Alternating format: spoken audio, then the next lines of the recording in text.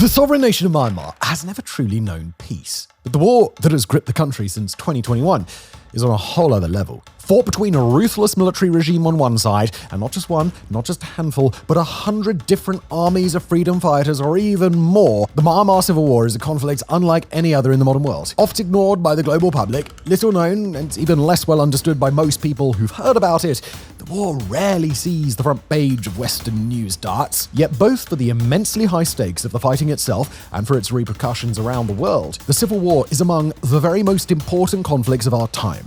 Myanmar's rebels are on the rise. The ruling regime knows its days are numbered, and both sides are barreling toward a violent conclusion. In today's episode, we're going to take a deep dive into the Myanmar Civil War, why it began, who its many belligerents are, what's happening now, and where this critical conflict will ultimately lead a divided and fracturing nation. As we mentioned at the outset, peace has been a relative term in the nation of Myanmar since it gained its independence all the way back in 1948. Back then, British colonial governors had handed over the keys to the new leaders of Myanmar, then referred to as Burma, which was, at that time, expected to become a parliamentary democracy. But then, as now, the group that was functionally granted control of Burma's new government were the country's ethnic majority, the Bamar. Tracing their heritage back to the Irrawaddy River Basin, speaking the language Burmese, and today claiming some 35 million inhabitants of Myanmar, the Bamar were the obvious choice to lead the nation. After all, if the British hadn't put them in power, they would have inherently been instituting a policy of minority rule, and that came with a whole other set of problems. But although the Bamar are the largest ethnic group in the country, they're not the only one, and they don't just have one or two other ethnic counterparts either. The country is among the most ethnically diverse in the world, with dozens, if not hundreds, of individual groups tracing their ancestry to the same sovereign land. One analysis performed in 2014 found that the Bamar too showed DNA evidence of incredible genetic diversity even within their own ethnic group. But although Burma was founded as a republic, the many other groups within the country felt differently, with even the country's name, Burma, signaling to everybody the group that was really in charge. Restive and focused on self-determination, chafing under unfavorable state interpretations on issues like religion and culture, some ethnic groups took up arms in the same year as independence. Between the rise and fall of so many different resistance movements, you can trace a path through time from the months after Burma's founding to modern-day Myanmar in what is essentially a civil war that's never truly started and never truly ended. The other element that helps to explain Myanmar's current situation is the role of military regimes. Military juntas have been a mainstay in this particular place, going all the way back to 1962, when the country's military took over the country by way of a coup d'etat. Myanmar's military is referred to as the Tatmadaw, and although it's held varying levels of power in the country at varying times, it's never been anything less than a major power. When it ruled from 1962 to 1974, the Tatmadaw nationalized industry and forced the nation towards Soviet-style socialism. When a new constitution saw the Tatmadaw rule for another 14 years indirectly, Myanmar became a pariah state, a nation considered to be a global outcast, and earned the dubious honor of being one of the world's most impoverished nations. When in 1988, pro-democracy protesters overthrew the government, the Tatmadaw would ensure that it remained in control despite national reforms, and when another major protest movement took hold in 2007, Tatmadaw crackdowns would earn near global condemnation. All the while, the Tatmadaw fought ongoing and multi-dimensional civil wars against the various groups that opposed it, at a time when those groups had little in the way of modern weaponry and little desire to do anything but establish local autonomy in their own ancestral lands. By the mid-2010s, it appeared Burma, now officially renamed Myanmar, may have gotten a reprieve. A general election had seen a retired general backed by the Tatmadaw rise to office, but despite his military ties, this particular leader was a reformer. The new government would welcome the first visit by US Secretary of State, then Hillary Clinton, in over half a century, and it relaxed a whole suite of long-held and repressive laws and released one Aung San Suu Kyi, the longtime leader of Myanmar's democratic movement. For several years, Myanmar would set down a path of major reform, although it would also engage in other, far more concerning conduct, including what many international observers agreed was a genocide against the nation's Rohingya Muslim population. More broadly, Suu Kyi had proved to be a better candidate than a leader, and her flagging and micromanagerial leadership, lack of experts in government, and crackdowns on minorities and dissent made it clear to the Tatmadaw that she was somebody they could still control, or at the very least, someone they could manage. At that time, Myanmar's tenuous balance of internal power was comfortable for nobody, and resistance movements did still fight in some pockets of the countryside. But most of the people who held true power in Myanmar were willing to sit back and let the government do its work in order to see what the future might ultimately bring. But in late 2020, the Tatmadaw suffered a devastating electoral defeat when the political party that represented its interests was handed a sweeping loss in parliament. The change was stunning for the Tatmadaw, always a paranoid institution, and one that had long feared that it might be pushed out if the people of Myanmar were given a choice. Even worse, this was at a moment where Suki's failures were supposed to push people toward the Tatmadaw leadership and not away from it. The Tatmadaw alleged fraud, but the allegations wouldn't take, and few voices chimed in around the world to offer any endorsement of the Tatmadaw's claims. Instead, it appeared that Aung San Suu Kyi's time in power would continue with far less authority to the Tatmadaw and far less ability for the military to intervene directly in government affairs. That was the worst-case scenario for the Tatmadaw, a military that had welcomed a civilian government on its own terms, specifically because they'd orchestrated the shift in a way that still granted them immense power. The Tatmadaw and its leaders had thought, up until that 2020 election, that they could have it both ways. Let the civilians govern and reap the rewards on the global stage, but make sure that the Tatmadaw could not only do whatever it wanted, but also that it controlled all the levers of power that really mattered.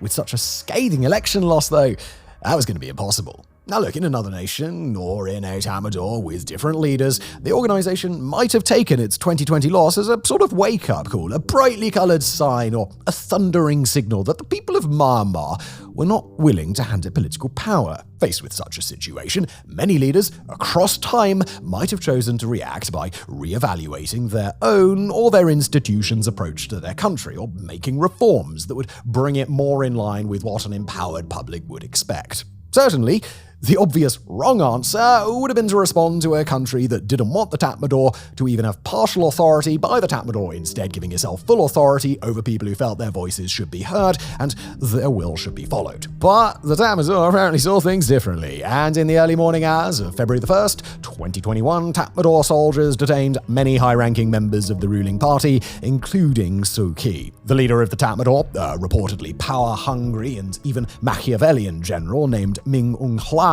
who would become the chairman of a new state administration council, a body that would govern unilaterally. The Tatmadaw, long accustomed to being in charge of Myanmar, had chosen to take back power, and seeing as they were the big men with the big guns, there was little that the people of Myanmar could do about it. But if that was truly the Tatmadaw's attitude going into their coup, then the reality that greeted them almost immediately would have been yet another crushing disappointment. Well accustomed to the idea of self-determination after 10 years of civilian rule, the people of Myanmar did not take kindly to the detention of the leader that they'd just elected, nor did they appreciate the new military junta or ruling regime establishing a year-long state of emergency, shutting down its borders, placing a moratorium on domestic and international flights, replacing civilian officials, or trying to shut down the internet and other forms of media. By the end of that same day, protesters were out in the streets, and they'd returned there, mostly peacefully, for the span of about 3 weeks. The protests weren't massive at first, and it's still an open question whether they could have sustained for long. But on February the 20th, nearly 3 weeks after the coup, the situation changed for the worse. On that day, a pair of unnamed protesters were killed in the city of Mandalay, including a 16-year-old, during a standoff between police and shipyard workers. The two weren't the first civilians to be killed. 1 day prior, a 20-year-old woman had died on life support after having been shot in the head 10 days previously. But the killing of the two in Mandalay was a bridge too far. 2 days after they died, a general strike would see millions of citizens out on the street.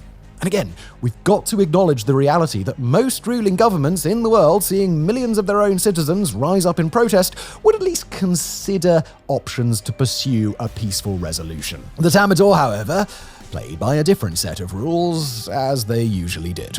Like they'd done in 1988 and again in 2007, the Tatmadaw chose to respond with immediate and unyielding violence. Junta soldiers would shoot protesters, execution style, in the head, one by one, and gun them down in crowds. Protesters started bringing homemade weapons to their marches, and militias in the countryside, primarily the Iraqi army, threatened to end ceasefires with the government if civilians were killed in the streets. Improvised explosive attacks began to pop up. Citizens began fighting police in the streets. But the Tatmadaw was all too eager to respond with violence, and the approach ultimately achieved little. After a couple of days, as the protests became unsustainable with the number of dead, protesters instead fled into the countryside, especially to less populated areas in the north, where long-fighting ethnic militias held power and had at least some answer as to how the people could fight back. The groups they allied with had a long history of armed resistance against the Tatmadaw, and although they had long operated at an American armament disadvantage against the military, the protests were changing the game in two critical ways. First, they had driven mass numbers of protesters to the countryside in hopes of becoming new recruits. And where one protester ultimately ended up, they could use modern cell phones and social media to entice 2 or 5 or 10 of their friends to join.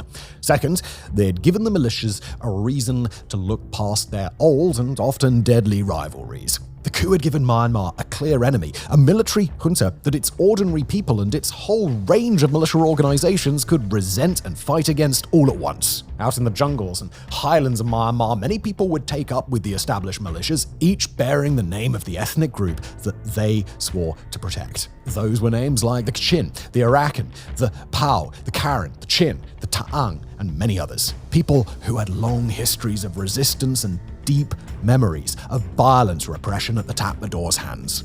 Other people would coalesce into a newly formed militia, one that didn't just represent a single ethnic group, but represented democracy in Myanmar. It was called the People's Defense Force, and by mid-2021, just a few months after the coup, its numbers had swelled to 10,000 or more. Still others among Myanmar's quickly coalescing resistance would set up a civilian government in exile, helped along by the parliamentarians and civil leaders who had held power prior to the coup. It was named the National Unity Government, and quickly, militias flocked to its common banner as both a way to gather for a common cause and as a way to legitimize and broaden their own struggles against the Tatmadaw. The seeds of full-scale rebellion had been planted, and in the rich, fertile soils of Myanmar, it was all but guaranteed that they would bear new life.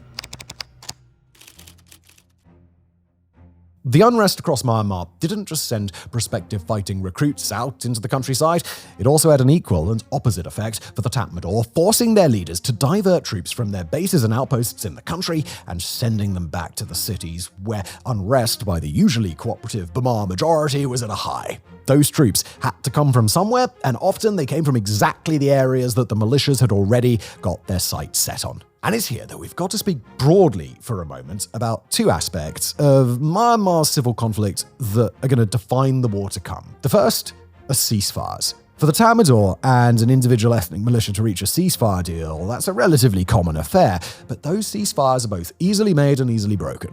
It's completely within the norm for a militia to agree to a ceasefire in a certain zone, take a few peaceful weeks or months consolidating their forces, and then go on the attack again, and it's just as common for the Tatmadaw to do the same thing.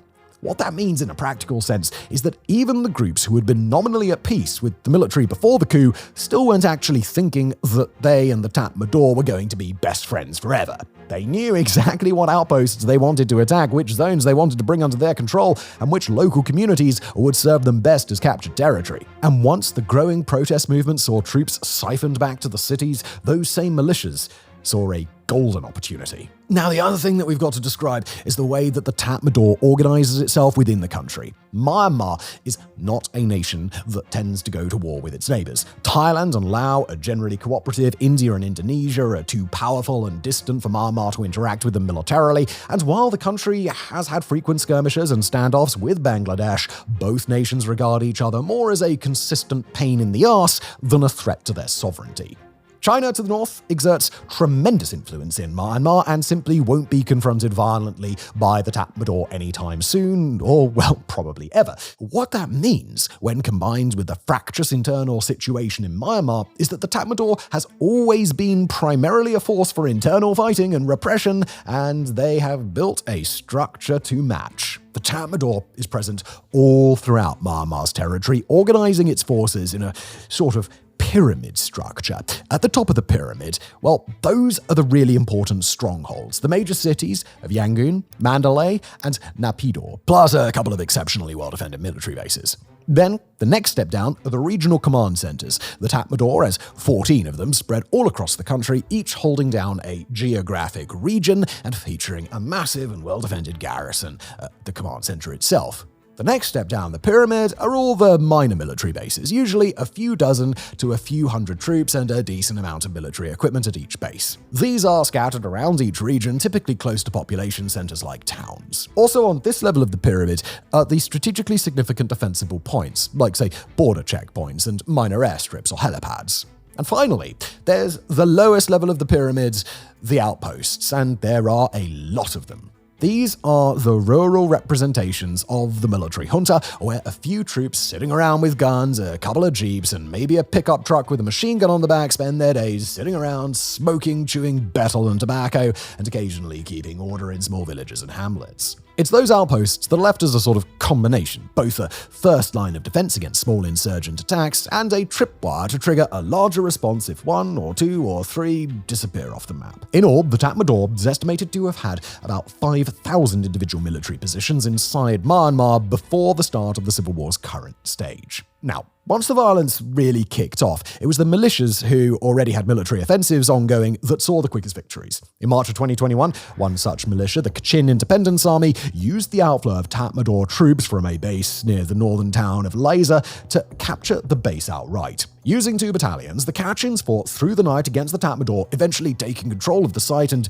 digging in with their own fortifications. When the junta attempted to attack on the following days, an advancing Tatmadaw column of about 100 soldiers was destroyed so efficiently that only 2 or 3 soldiers survived, and fighter jet and artillery attacks proved not to be enough to take the base back. Nearly 40 government soldiers would be taken captive, and subsequent Tatmadaw counterattacks failed too. Elsewhere, another militia would attack another military base near their territory, and back in the cities around this same time, protesters began using homemade weapons against the soldiers there too. Now, rattled by the opposition's boldness, the junta proposed a ceasefire. But as we just mentioned, those ceasefires are typically temporary and very unreliable. In this particular case, the Kachin group kept on fighting and claimed that the Tatmadaw had never stopped attacking despite its claims to the contrary. Seeing the tides changing, several groups that had previously signed a so-called nationwide ceasefire agreement turned their backs on the deal, choosing instead to announce their loyalty to the opposition government in exile, the National Unity Government.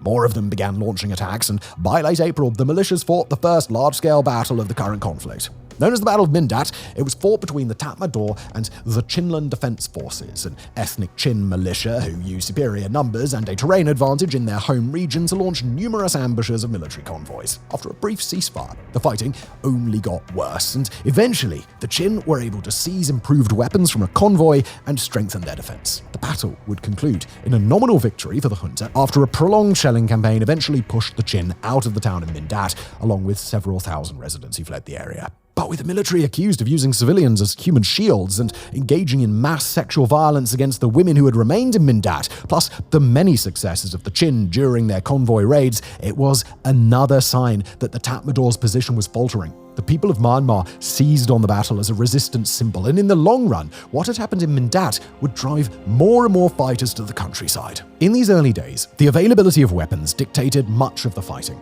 The militias, although scrappy, resourceful, and often quite experienced, were mostly under-equipped for any conflict more intense than a duel at dawn. Single-shot hunting rifles, referred to as tumi, were the most common weapons in most militia arsenals, joined by the occasional aging Kalashnikov or improvised explosive device. Some militias could acquire better weapons, trading with other armed groups for them or taking them from defectors or surrendered soldiers, and occasionally, like the convoy raids that had already kicked off, a successful skirmish would see more advanced rifles or even better equipment left behind. But even then, ammunition would yet be another constraining factor.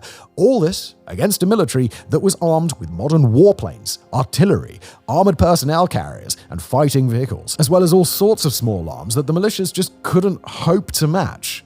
Instead, if they were going to stand up to such a better armed adversary, they'd need to do precisely what the Chin had done in Mindat: rely on ambushes, traps, greater numbers when possible, and their deep knowledge of local terrain in order to stack the deck in their favor. Now, the trouble with that tactical approach is that it's a whole lot harder to take it on offense than it is to use it on defense. And with the junta working overtime to try and lock down the country, going on offense was broadly not on the Tatmadaw's mind.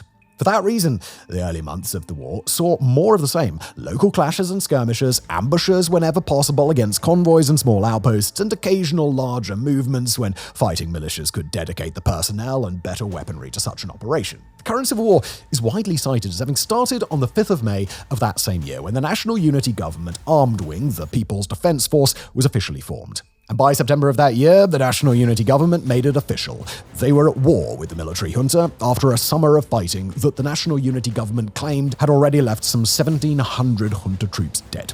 The summer had seen broad and relentless asymmetric warfare, combining hundreds of small bombings, dozens of skirmishes and firefights, and frequent junta counterattacks, raids, and artillery shelling. And it's at about this time that the military junta began looking for ways to bring the conflict to a sudden end.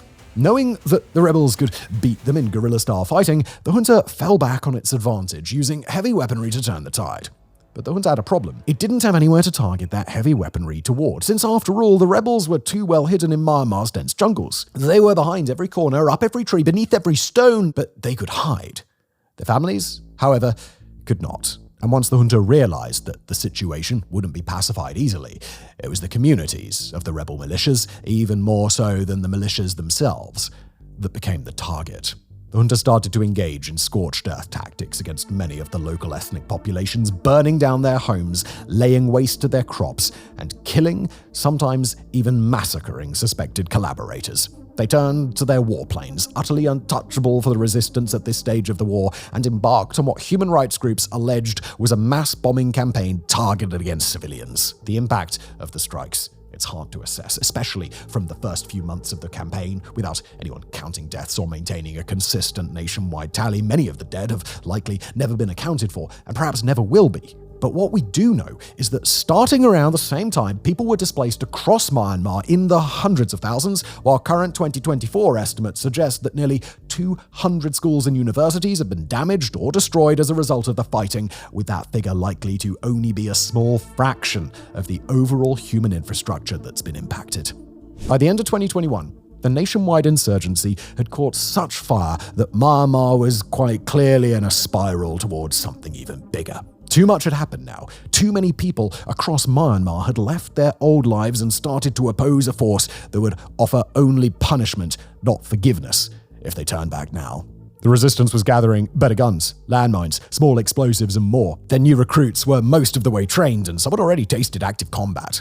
Many of the militias, including the Inter-Ethnic People's Defense Force, knew that they could now conduct hit-and-run attacks against isolated junta targets with impunity, and there were so many little resistance groups that could pull off such a thing that if the junta tried to stamp one of them out, they'd leave blind spots for 1 or 3 or 10 others to launch their own attacks in the meantime. The ethnic militias were communicating with each other now, and with the National Unity Government, they were figuring out how to coordinate attacks. And while the junta could impose tremendous pain on them, even laying waste to their homes and their families, they couldn't stamp out the resistance itself.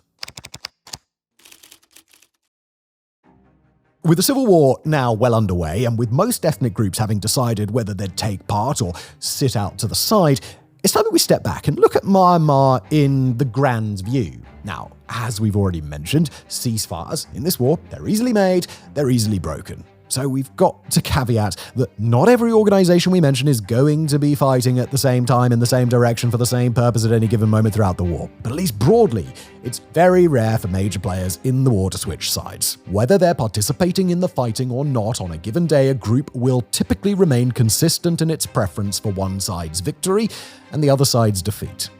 Now we'll start, of course, with the ruling military junta, the Tatmadaw, and its state allies like the National Border Guard and local law enforcement. Thought to have a pre-war strength of about 300,000 to 400,000 active personnel, the actual soldier numbers of the Tatmadaw are somewhat in dispute, with current estimates as of 2024 suggesting that they've got closer to 150,000 to 200,000 soldiers to their name today. Its army branch is the most powerful, by far, with about 1,000 light and main battle tanks, a couple of thousand heavy armored vehicles, and well over 1,000 multiple rocket launcher systems in their arsenal before the war. That's alongside well over 1,000 towed and mobile artillery pieces and unknown numbers of ballistic missiles. The Tatmadaw's air force is also well equipped with 38 modern MiG-29 fighter aircraft before the war and a handful of Su-30 and JF-17 fighters to back them up. They've also got several dozen older model aircraft and attack aircraft by way of China, and while those aircraft probably couldn't stand up to a modern rival air force, they do very well against scattered militias with absolutely no hope of fighting back. Its navy's not anything particularly special and has proven largely irrelevant in this war, but its military intelligence, it's robust, it's ruthless, and it's known to have deep networks of informants at all levels of society in Myanmar. Finally, the Tatmadaw has manufacturing power on its side. At major factories across the country, it can make small arms, machine and anti-aircraft guns, all sorts of ammunition and bombs, mines, and other sorts of explosives. They do have their issues, by all accounts. For one, their personnel numbers are often overstated, and for another, the morale and dedication of their soldiers was questionable even before the war began. And their equipment, including their main battle tanks and their fighter-bomber aircraft, were of questionable readiness even before the war began, with no clear indicator of how many of those assets were actually flightworthy. On the other side, we've got to talk about the Tatmadaw's approach, where it's unfortunately not enough to state that the Tatmadaw is simply like any other ruling military regime across the world. Unlike most, the Tatmadaw has always been very powerful in Myanmar and has been able to fight against Myanmar's various ethnic militias with true impunity, both when they were directly in charge and when they ruled indirectly alongside a civilian government. For many years, human rights groups and interested global press have been acutely aware of the depths of the Tatmadaw's depravity. That includes its willingness to commit extrajudicial executions and disappearances as a matter of course, and its willingness, or even seemingly its enthusiasm, in inflicting horrors upon its enemies by way of torture, rape, and sexual violence, and forced labor. The Tatmadaw has used child soldiers routinely, it's conducted countless indiscriminate attacks against civilian settlements, and it's perpetrated atrocities against the Rohingya population that amount to genocide. They are an incredibly ruthless organization, and one that will happily take the heads of any who dare to stand against it. They're funded by a massive business empire inside Myanmar, with its hooks deep in many sectors of society, and the cash they've pulled out of Myanmar for decades is believed to be worth the Myanmar card equivalent of tens of billions of US dollars. Now, the mere fact that the Myanmar junta has done some very bad things certainly doesn't mean that it's without friends in Myanmar. In fact, it draws considerable support from loyalist organizations within Myanmar, starting with the Border Guard forces. Made up of former insurgent groups now subordinate to the Tatmadaw, the Border Guard forces are a relic of Myanmar's brief affair with civilian leadership in the 2010s, and they've been a substantial auxiliary force for the military. So have paramilitary units called the People's Militias, who initially banded together within villages because their members were scared of retribution from the resistance after expressing government support. They are responsible for some of the intelligence networks in rural Myanmar, and they're a bridge between the Tatmadaw and a handful of extreme nationalist groups. Meanwhile, some ethnic militias choose to side with the junta rather than against it. Those include the Tai Lai, the Lisu, the Zomi, and others, often groups that have suffered at the hands of more powerful nearby ethnic groups and are looking for the enemy of their enemy to be a much-needed friend. Finally, even ethnic groups that largely oppose the Tatmadaw often must deal with pro-government counter-militias on or near their territory. And that's a problem shared by the Pa'o, the Kachin, the Karen, and others, although in many areas where the junta has now grown weak, these groups have started to hold the junta at arm's length. Then there are all of the forces battling back against the junta across Myanmar. There are a truly mind-boggling number of resistance organizations in total, so many that it would take hours to catalog them all by just simply reciting their names. But rather than get bogged down in the details, we'll discuss the big one, starting with the People's Defense Force. Look, as we've already explained, the People's Defense Force, that's the armed wing of the National Unity Government, and rather than organizing from the population of any single ethnic group, they're an amalgamation of freedom fighters from all across Myanmar. Some urban, some rural, many of them coming from the Burma majority. The People's Defense Force are a guerrilla warfare organization with recent estimates suggesting that they may have as many as 100,000 fighters among their ranks or more. That figure includes thousands of deserters from both the military and from law enforcement across Myanmar. In addition to the single-shot rifles they used early in the conflict, the People's Defense Force has seized a wide range of assault rifles and other firearms, and they've started arms manufacturing programs to build rocket-propelled grenades, mortar rounds, and a range of different ammunition types. They're well-organized, with regional commands that each field several brigades, which subdivide into battalions and then subdivide again into companies. They also maintain battalions and companies in areas controlled by ethnic minorities, generally placing themselves at the service of local rebel leaders. Finally, they maintained several hundred local defense forces of varying sizes, usually defending individual townships and relying mostly on their local communities to stay afloat. Then there are the ethnic militias, many of which can trace their legacy to the early days of an independent Myanmar. Among the largest and the most powerful is the Kachin Independence Army, a coalition of ethnic Kachin tribes in the north. Rich off the trade of jade and gold, the organization is believed to have tens of thousands of fighters under its banner. The Karen National Liberation Army is of a similar size and has had considerable success, while other ethnic groups like the Pa'o and the Karenni have their own formidable standing militias. Finally, there's the Three Brotherhood Alliance, a tripartite union between the powerful Arakan Army, Ta'ang National Liberation Army, and Myanmar National Democratic Alliance Army. The Three Brotherhood Alliance will play a central role in the latter parts of the Civil War, but they joined together before the military coup even took place, all the way back in 2019, when Myanmar felt like a different world. Between the three groups, they claim to have upward of 60,000 fighters in 2024, although their true numbers aren't likely to be quite so astronomical. Finally, there are the neutral parties in Myanmar's civil war, the ones who prefer to hold this entire conflict at arm's length. Perhaps the most prominent among them are the Wa, an ethnic minority that resides mostly in lands near the Chinese border. The Wa are strongly backed by China, they're militarily formidable and have no desire to expand their borders, and behind their own front lines they maintain a massive drug empire that sends methamphetamines all across the Indo-Pacific. If you're curious to learn more about them, then we've got an episode on Wa State on our sister channel, Places. The list of neutral factions also includes the Rohingya Muslim population, the same one that's experienced genocide at the hands of the Tatmadaw within the last decade, but has increasingly suffered similar levels of violence at the hands of ethnic militias, particularly the Arakan Army. Although some Rohingya do organize into militias and take up arms, their willingness to oppose nearby rebel groups is born less of a desire to collaborate with the Tatmadaw and more of just an urgent need for basic self-protection. Often that leads to the Tatmadaw and the Rohingya shooting at the same people, but there is no love lost between them anyhow. And finally, there are a range of local militias, some organized by ethnicity, some not, that have set up shop in various pockets of the country with the sole intent of keeping both the Tatmadaw and the rebels away. Broadly speaking, they'd rather accept the result of the fighting either way if it means keeping their communities and families safe in the meantime.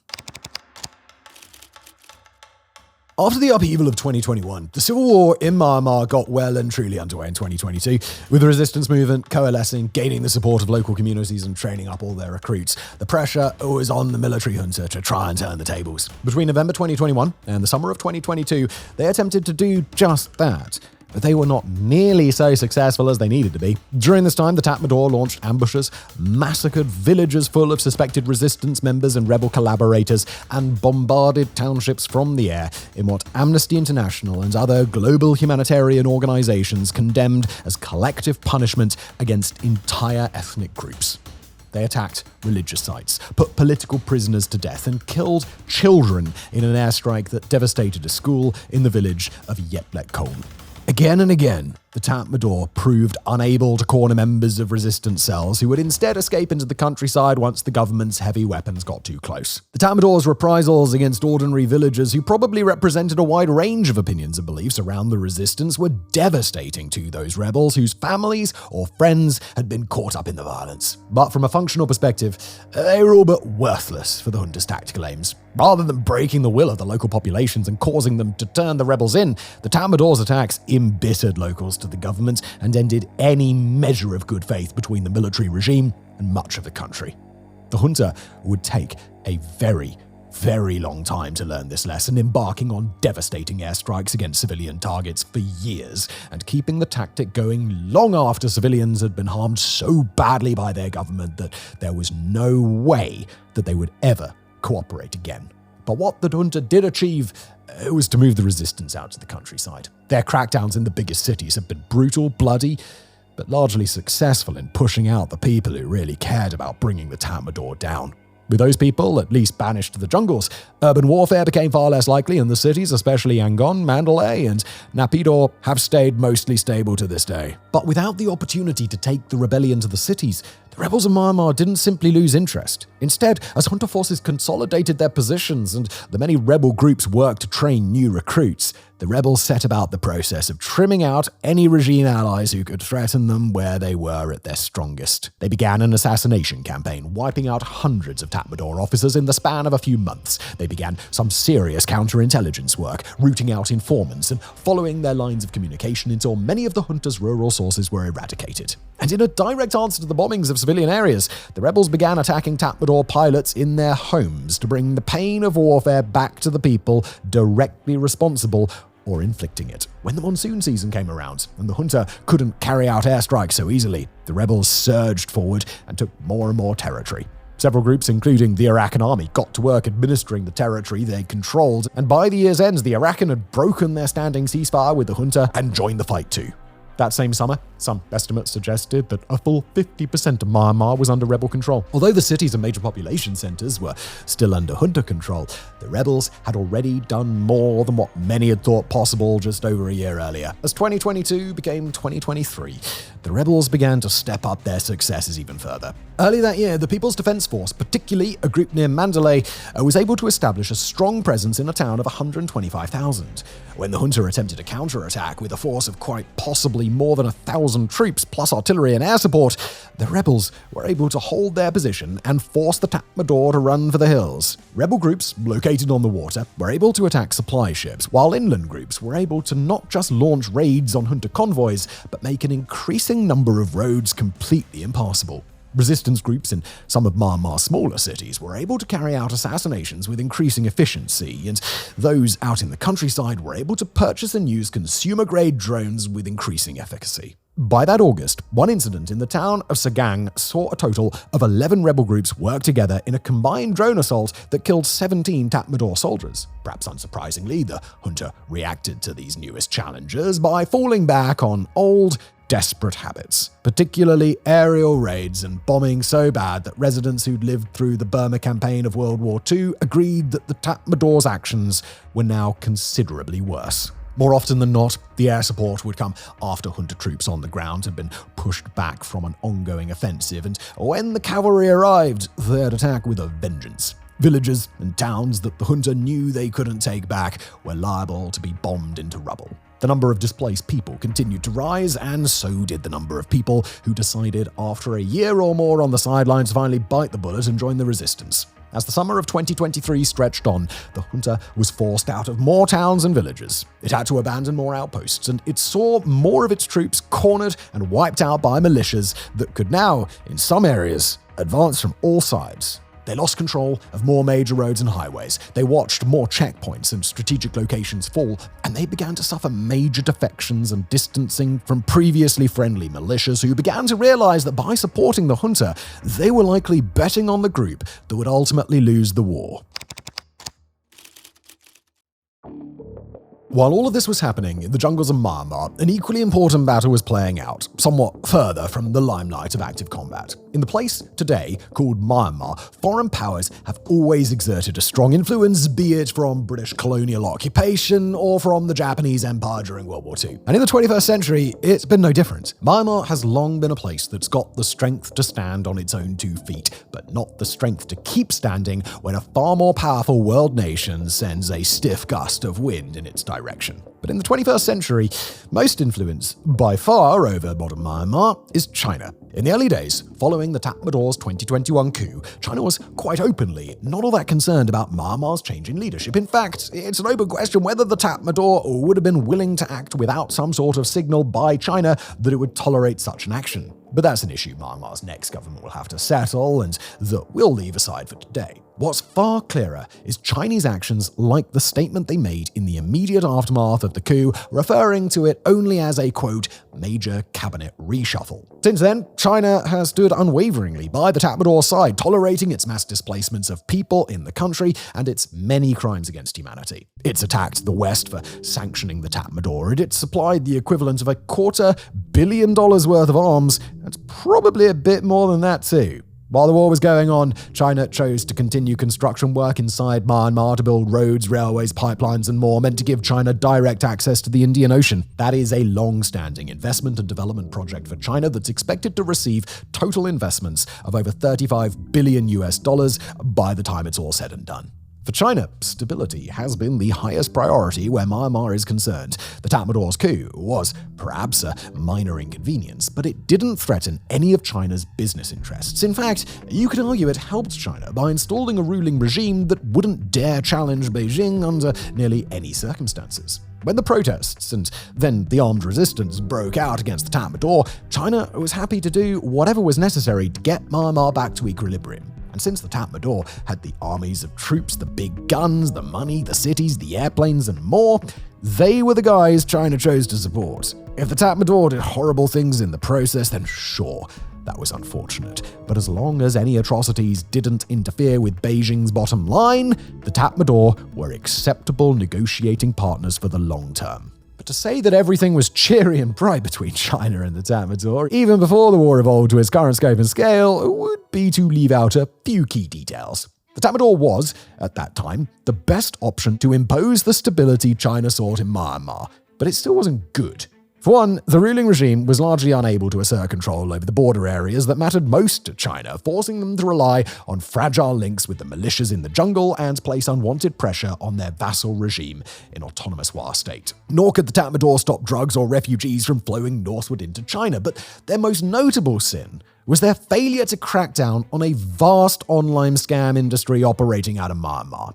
The scam industry is huge in much of the country, with tens of thousands of Chinese nationals trafficked to Myanmar, imprisoned in dangerous and often deadly compounds that amount to digital sweatshops, and forced to run a variety of scams against wealthy people back in China. Not only was the Tatmadaw unable to do much about the scams, but they didn't seem particularly interested in helping, perhaps due to suspected payoffs from the organizations responsible. But as the resistance continued surging through the end of 2023 and events that we're about to discuss sent a seismic shift rippling through Myanmar, China appears to have begun to realize that simply supporting the Tatmadaw unconditionally is neither a worthwhile strategy or a particularly smart one. With the resistance getting more and more powerful, China has allegedly smuggled arms and ammunitions, provided other forms of support, and publicly it's become an advocate for militia groups or when they seek temporary ceasefires with the Tatmadaw.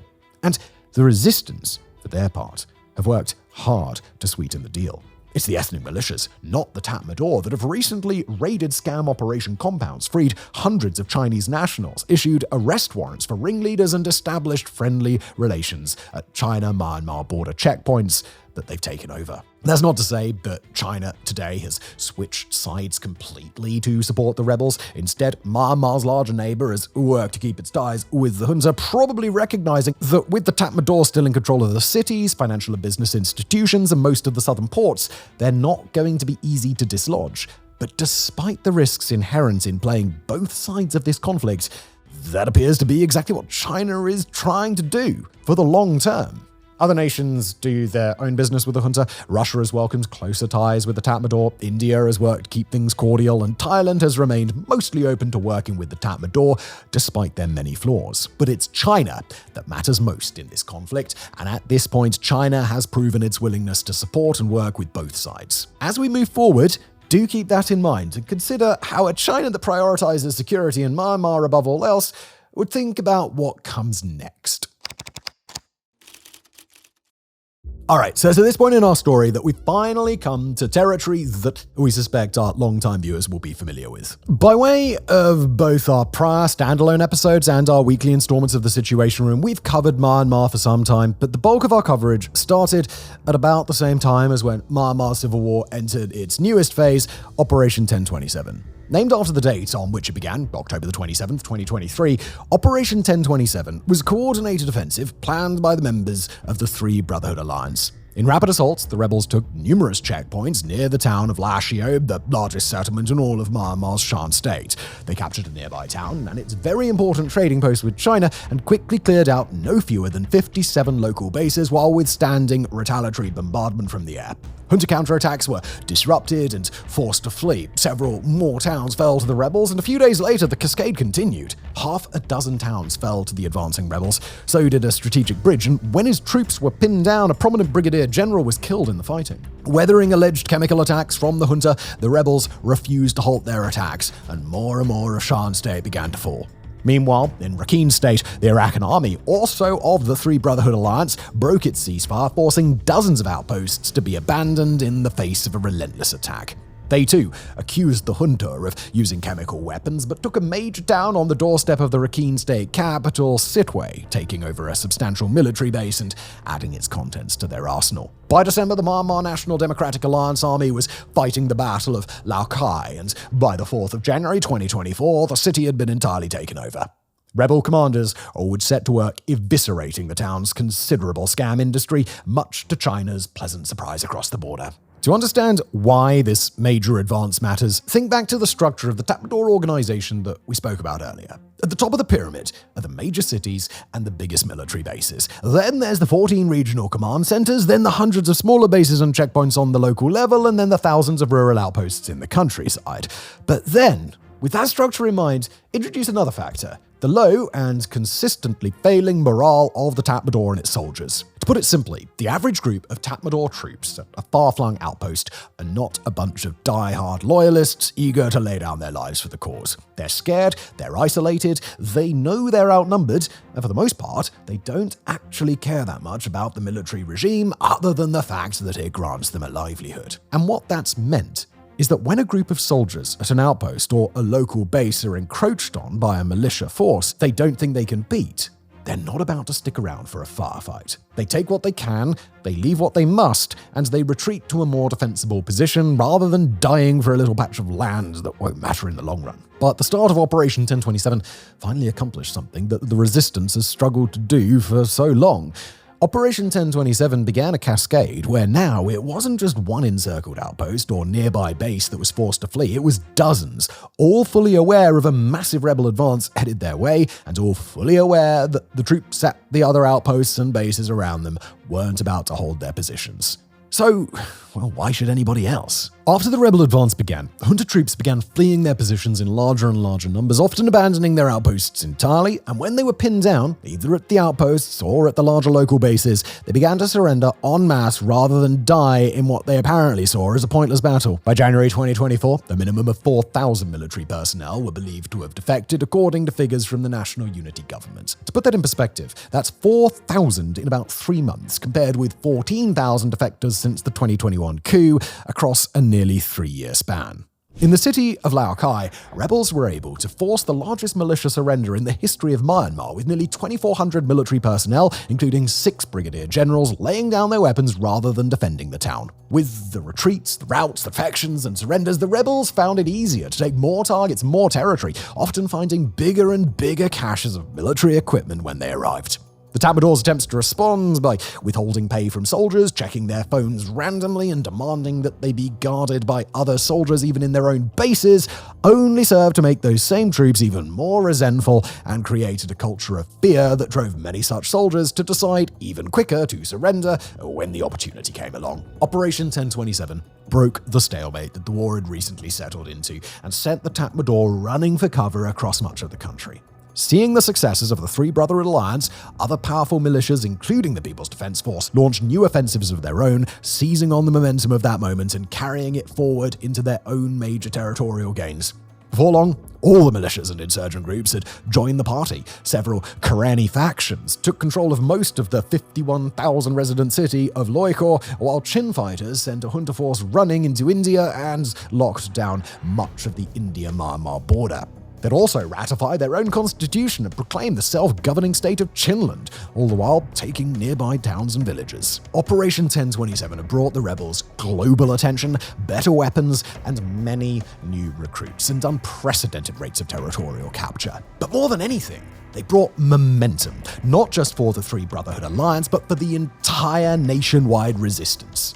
The junta was forced to reconsider not just its localized tactics, but its entire war strategy, preparing for a defense of the capital, Naypyidaw, and all but entirely ending its offensive actions in any part of the country. Relying on new anti-aircraft weapons they'd sourced from captured bases, the rebels were now able to deter regime aircraft from launching attacks, bringing themselves a far greater degree of localized security in their communities back home, and all but eliminating junta air raids in many villages and townships. The Tatmadaw was now on the defensive, and it had gotten to its new unfavorable position with such stunning speed and unpreparedness that there was no telling whether its lost momentum could ever be recovered. Since the start of 2024, things have only gotten worse for Myanmar's ruling junta. In Rakhine State, the Arakan army has pushed the junta's troops out of everywhere except the provincial capital of Sittwe and 3 or 4 other pockets of regime rule where the Tatmadaw maintains major bases. The Chin have taken almost all of the territory they've worked so hard to claim, with only their own local capital, Kar, and a couple of other spots still under regime control. The Shan, the Tang, and the Myanmar National Democratic Alliance Army have all basically consolidated their areas of the country with precious few military strongholds left. The sparsely populated north is divided into a patchwork of junta-controlled land and Kachin-controlled land, but the junta forces that still maintain positions there are largely unable to push back against the Kachin. The People's Defense Force has taken much of the country's center and is beginning to claim pockets of territory by which it can encircle the major city of Mandalay. To the south, the Karen and the Mon have claimed considerable territory of their own. In total, the junta exerts unchallenged control in only about a fifth of the country, although its strongholds in Mandalay, Naypyidaw, and Yangon appear relatively safer now. Over the course of the year, the junta has taken major defeats and notched very few victories to make up for it. In February, they lost several landing ships on the coast in the face of an Arakan advance, and from March to June, the Arakan were able to withstand naval shelling and air attack, kill quite possibly thousands of junta soldiers, force hundreds of them to flee into Bangladesh, and take the resistance's first major airport at the town of Thandwe. By December, they'd locked down Myanmar's entire border with Bangladesh in an effort that culminated in an exceptionally bloody battle in and around the Border Guard Police Barracks 5 in the northern part of the state. Once the city of Sittwe falls, Rakhine State will be completely and totally liberated from the junta. Elsewhere in 2024, the Chin were able to chase the junta out of their territory and force mass surrenders among the soldiers who had been ordered to stay and defend their bases. The Tatmadaw's efforts to play militias against each other ended in failure, while rebel groups were able to take up issues with each other, define their territorial boundaries, and for the most part, avoid any devolution into local violence between different ethnic groups. In the Battle for Lashio, the resistance took the Tatmadaw to school, battering them from all directions, notching highly impressive victories, and even taking the Northeastern Command headquarters, the first of 14 regional commands to fall to the rebels. New factions rose among the rebel groups, including the Khan National Army, formed out of a union of several Karenni resistance organizations. Back in April, the People's Defense Force was even able to launch a major coordinated drone attack against not just Myanmar's capital city, but the leader of the regime, Min Aung Hlaing. While Hlaing wasn't killed in the attack, it still came with incredible symbolic value.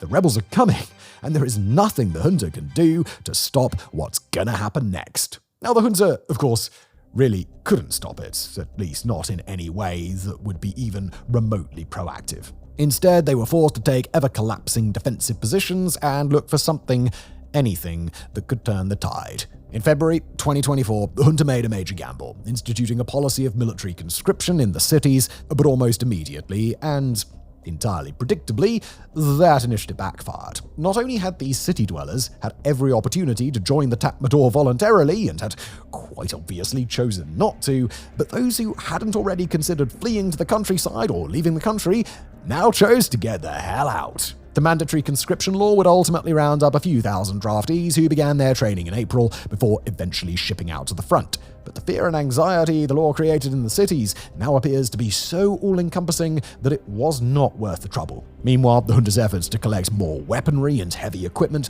weren't nearly as successful as the regime would have liked, and attempts to clamp down on internet access have only had limited success. The junta did make news in April 2024 when a controversy around the still-imprisoned former leader of the nation, Aung San Suu Kyi, reminded the world that the junta still possesses her life as a powerful bargaining chip. But even that wasn't enough to pressure the resistance into doing anything differently, and proved to be an empty threat, implicit as it was for a rebel alliance that increasingly sees the 78-year-old Suu Kyi as tangential at best to the Myanmar they hope to build.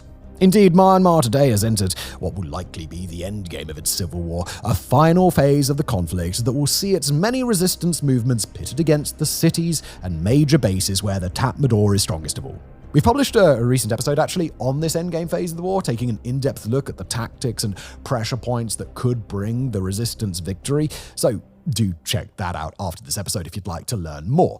But to lay out this coming phase in relatively simple terms, it's going to be harder than anything the rebels have done thus far. Pushed back into fewer and fewer defensible points, the Tatmadaw will be able to rely on massive numbers of troops at each location, and they'll be able to use heavy artillery, warplanes, and other tools that didn't make sense to send out and potentially lose at the front lines, but make all the sense in the world to use in a final defense. They'll also quite likely be a lot more willing to fight, with Tatmadaw troops who fear death at the hands of the rebels incentivized to fight to the death, and troops who might otherwise think about surrendering now watched by their fellow soldiers in a tense situation where nobody knows who to trust. In that situation, the rebels' strategy of forcing many concurrent encirclements at once will reach its limit, and they'll have to go head-to-head if they want to break into the cities at all. That's a fight they're far less likely to win, and where the sheer firepower of the junta matters a hell of a lot more than it did previously. In that situation, there are a few ways that the resistance could go about forcing a resolution. They could attempt a massive, coordinated, direct assault, perhaps on one city or base at a time, but that would be a ruinous and high-casualty affair. They could appeal to China directly for help, but China's interests are in stability, no matter who takes power afterward. While a clear resolution to the conflict could bring stability, it could also usher in a period in which tensions between the surviving Tatmadaw, the National Unity Government, and each of the ethnic militias ultimately devolve into a sort of fighting that will be far harder to control. Alternately, the rebels could encircle the cities and try to starve them out, but that's sure to be a very lengthy and painful affair for all involved. Finally, in a best-case scenario that also seems fairly likely, the rebels could stir up popular revolt amongst the city dwellers who have stayed and who've been antagonized further by forced conscription and other crackdowns in recent months. Finally, there's the stalemate option. Although the Tatmadaw probably couldn't launch any major offensive in the next decade, let alone during the current civil war, they might be able to force the rebels to leave them alone inside their own territorial power base. Do that, and the war could fizzle out, rather than concluding with a grand victory for one side or the other. If we accept the premise that the Myanmar Civil War will end at some point, and that when it does, the final outcome will see the Tatmadaw regime substantially diminished in some way, then it's here that we come to the ultimate question of the episode. What does peace in Myanmar even look like? Remember, this is a nation that in all its modern history has never known true peace, and where resistance has often been the first instinctive choice of groups faced by the prospect of a national government trying to assert itself. This is a war that's more deeply factional, among a nation more profoundly divided than perhaps any other nation on Earth, one that makes the territorial spatter painting that are maps about control of Syria or Libya or other similarly affected nations look practically orderly by comparison. To get even a basic idea of how peace in Myanmar could look, we've got to at least begin by accounting for all the many rebel groups within the country and how their objectives might both align with each other in some areas and oppose each other in others. Each of the country's ethnic militias are, for the most part, concerned with the ethnic groups they represent. The Arakan army cares about the Arakan, the Kachin Independence Army cares about the Kachin, and so on. But there's also the National Unity Government and its People's Defense Force, which are instead focused on establishing a nationwide government. In the civil war of today, where all sides are battling against a common enemy, that difference in opinion is easy enough to stomach, but turn the clock forward to a time when nation-building is more important than fighting, and there's no telling whether the National Unity Government and all the ethnic militias will be able to align in what they want. In fact, there's no telling whether the militias, now forming themselves into self-governing territories, would even accept the National Unity's government's authority at all. They've just spent years and countless lives trying to get out from under one ruler's boot. Why submit themselves to another?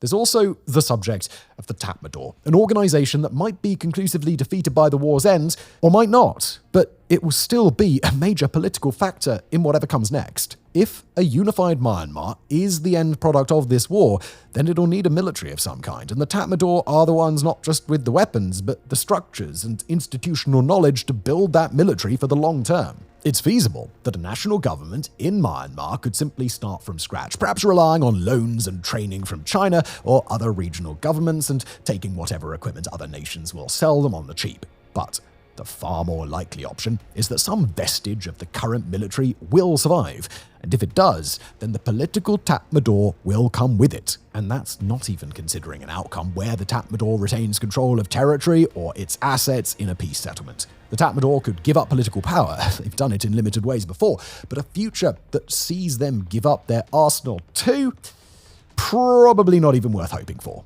The collaboration, the teamwork, and indeed the unity of the resistance in Myanmar has been incredibly impressive over the course of the last several years. But focusing solely on the resistance for its ability to work together risks forgetting about the broader reality that will govern Myanmar in peacetime. The end of this war will see no fewer than a dozen major landholding factions sitting on their own territory, all well armed, all well entrenched, but none with the means to defeat any of the others. The National Unity Government and their armed wing couldn't take on the ethnic militias and win, while the ethnic militias couldn't take over the country by themselves if they wanted to, which by all outward indicators they really don't want to do at all. Even the individual landholding ethnic groups will have to deal with opposition militias from their own communities who fought for the Tatmadaw and may resent the groups that took it down. And if the Tatmadaw does survive, then it too will be in that same precarious position, able to defend itself but unable to take over anybody else. How those many disparate groups align themselves alongside, against, or even simply away from each other will be a matter of internal and collective negotiations, but there are a lot of ways this can go, and few of them lead to a truly united nation. Speaking in broad terms, there appear to be 4 key possibilities for Myanmar at this stage. They can establish a strong unity government and become as much a cohesive nation as any of the others around the world. That's option 1. Option 2 is to form a sort of confederacy with each land-holding ethnic group, and mind you, all the ones that don't currently hold territory, tending to their own lands in a relatively autonomous way, but relying on a central government for things like global diplomacy, national defense, and distribution of resources. Option 3 is for there to be a weak unity government, or perhaps none at all, with the many ethnic groups, including the major Myanmar, by the way, either breaking themselves up into functionally autonomous states or perhaps even declaring independence.